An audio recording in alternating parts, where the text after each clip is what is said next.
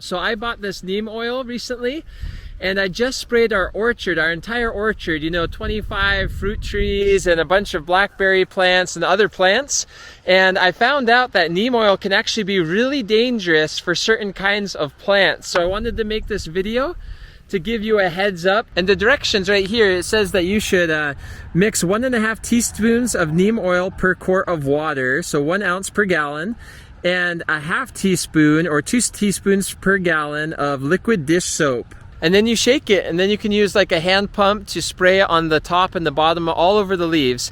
And I did that to all of our fruit trees in our orchard, and within just 1 or 2 days, look what happened. It's so sad. Look what happened to our pear tree leaves. They got super burnt.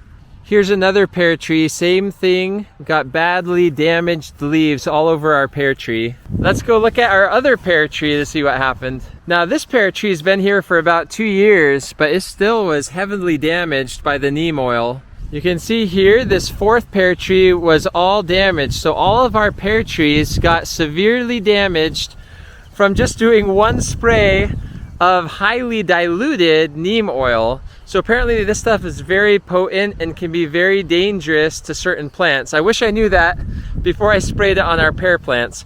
Now I checked our other plants, peach trees, apple trees, plum trees, blackberry bushes, grapevines. I don't think the neem oil hurt any of their foliage, but for some reason it appears that it's very dangerous to use neem oil on pear tree leaves. So I went on Google and I searched. I was curious if anyone else had the same problem, and there was another orchard owner and he commented saying that he applied the neem oil all over his orchard, and soon afterwards he noticed all these black or brown spots all over his pear tree leaves. And so I just want to make this video to give you a heads up that neem oil, it's amazing. It can be used to help reduce insect problems, but as the directions say here, you should always spot test first for sensitivity to sprays.